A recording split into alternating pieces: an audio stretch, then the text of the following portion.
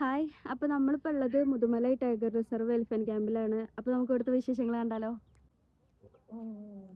അവിടെ നിന്ന് ടിക്കറ്റ് എടുക്കുന്ന സ്ഥലം.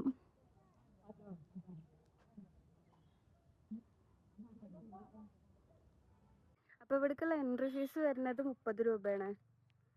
നമുക്ക് കയറിയിട്ട് ബാക്കി എന്തൊക്കെയാ കാണാം. ആദ്യമായിട്ടാണ് കേട്ടോ അത്രക്കും ആൾക്കാരുടെ മുന്നിൽ നിന്നിട്ട് ഓൺ വോയിസിൽ വീഡിയോ ഒക്കെ ചെയ്യുന്നത്. അതിൻ്റെ ചെറിയൊരു മടിയും കാര്യങ്ങളൊക്കെ എനിക്ക് ഉണ്ടായിരുന്നു. അത്യാവശ്യം നല്ല തിരക്കും കാര്യങ്ങളും ഉണ്ട് കേട്ടോ. ഇങ്ങനൊരു വ്യൂ ആണ് നമുക്ക് ഇവിടുന്ന് നോക്കുമ്പോൾ കാണാൻ പറ്റുക. ഓരോ ആനക്കും ഓരോ പേരും ഉണ്ട് കേട്ടോ. കറക്റ്റ് ആ പേര് എഴുതിയ സ്ഥലത്തേക്ക് ആനകൾ വന്നങ്ങനെ നിൽക്കും. ഇനിയും കുറച്ച് ആനകൾ വരാനാണ് കേട്ടോ. ഇപ്പം നിങ്ങൾ കാണുന്ന ആനൻ്റെ പേര് ഭൂമി എന്നാണ് കേട്ടോ. എനിക്ക് ഈ ആനനെ കാണുമ്പോൾ പട്ടാഭിഷേകം മൂവിയിൽ ലക്ഷ്മിക്കുട്ടിയില്ലേ, കറക്റ്റ് എനിക്ക് ആനനെ ഓർമ്മ വരുന്നുണ്ട് കേട്ടോ.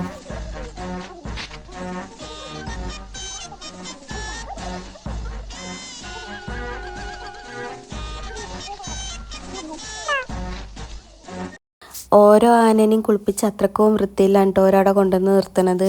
കുളി കഴിഞ്ഞിട്ട് ആനകൾ വരാൻ വൈകുന്നോണ്ടാണ് കേട്ടോ ഇവിടെ ഗ്യാപ്പ് കാണുന്നത്. ഈ ആനൻ്റെ പേര് ജംബു എന്നാണ് കേട്ടോ. ഇവിടെ പിന്നെ അങ്ങനെ കുറേ ആനകളെയും ഓരോ ഗൈഡ് ചെയ്യുന്ന ആളുകളുടെയും ഫോട്ടോസൊക്കെ ഇങ്ങനെ വെച്ചിട്ടുണ്ട് കേട്ടോ. ഒരുപാടുണ്ട്.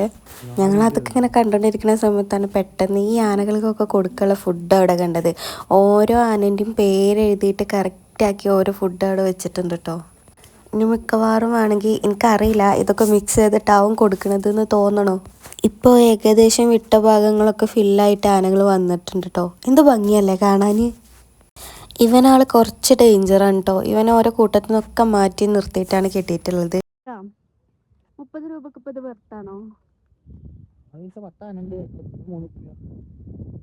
സംഭവം ഞങ്ങൾക്ക് ഇഷ്ടപ്പെട്ടെങ്കിലും അവിടുന്ന് ഇറങ്ങി വരുന്ന ഭൂരിഭാഗം ആൾക്കാരും 30 രൂപയ്ക്ക് ഇതില്ല അങ്ങനെയൊക്കെ ഉണ്ടോ പറയണേ. ഓരോരുത്തർക്കും പിന്നെ ഓരോ പോലെയാണല്ലോ അല്ലേ. അതായത് കൂടുതൽ എക്സ്പെക്ടേഷൻസും കാര്യങ്ങളൊന്നും ഇല്ലാതെ വന്നാൽ ഒരു വൺ ടൈം വാച്ചിങ് പ്ലേസ്. നിങ്ങൾ ആരെങ്കിലും ഇങ്ങോട്ട് വരാൻ ഉദ്ദേശിക്കുന്നുണ്ടെങ്കിൽ രാവിലെ ഒരു 8:30 to 9:30 ഉള്ളിൽ എത്താൻ നോക്കുക. 9:30 കഴിഞ്ഞ് കഴിഞ്ഞാൽ ഇവിടെ ഒരു ഈച്ചനെ പോലും നിങ്ങൾക്ക് കാണാൻ പറ്റൂല. അപ്പം ശരി, പിന്നെ കാണാം.